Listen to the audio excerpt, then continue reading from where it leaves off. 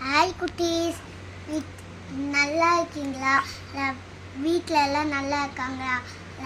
Phone பார்க்கக்கூடாது, அதுக்கு பதிலாக சாப்பிடும் போது நாங்கள் சொல்ல குட்டீஸ் சொல்லி நீங்கள் பார்த்துன்னு கேட்டுன்னு சாப்பிடுங்க. இன்னைக்கு நம்ம பார்க்க போகிறது இது ஒரு பைக் ஸ்டோரி. ஓகேவா? அது ஒரு குட்டி ஸ்டோரி. அதோட டாபிக் சொல்லட்டா? அதோட டாபிக் என்ன தெரியுமா? பைக்கு ஒரு இடத்துல தொலைஞ்சி போய் அப்புறமா எப்படி கண்டுபிடிக்கிறது தான் அப்படின்றது தான். ஓகேவா? வா, சாப்பிடும் போது ஃபோன் பார்க்கக்கூடாது. இன்னொரு முறை சொல்லேன். ஓகேவா? புரிஞ்சுக்கிட்டீங்களா? நான் கதையை குட்டி ஸ்டோரியை கேட்டு நீங்கள் சாப்பிடுங்க. உங்கள் குழந்தைங்க யாராவது இருந்தாங்கன்னா நான் சொல்லுங்கள், கால் பண்ணுங்கள்.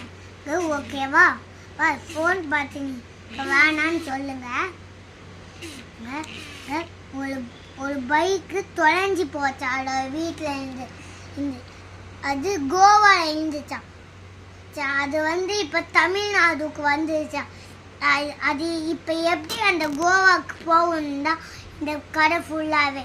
அது பத்து எல்லாரும் அதை புழிச்சு கேள்வி கேட்டுன்னு இருந்தாங்களாம். இது சும்மாவே விட ஒரு ஸ்டெப் எடுத்துக்கிட்டா கேள்வி கேட்கலாங்க.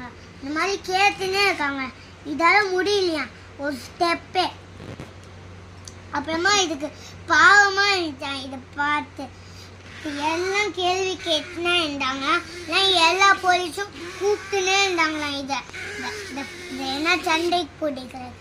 அதுக்காகவே இது இங்கே நம்ம வீட்டுக்கு தொலைஞ்சு போன பைக்கு தமிழ்நாடுலேருந்து கோவாக்கு போயே ஆகணும்.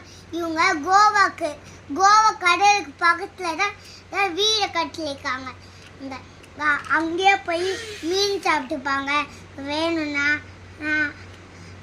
அங்கே பக்கத்தில் நிறைய மார்க்கெட் இருக்குது. தக்காளி வாங்க மார்க்கெட்டு, வெங்காயம் வாங்க மார்க்கெட்டெல்லாம் அங்கே போய் சாப்பிடுவாங்க.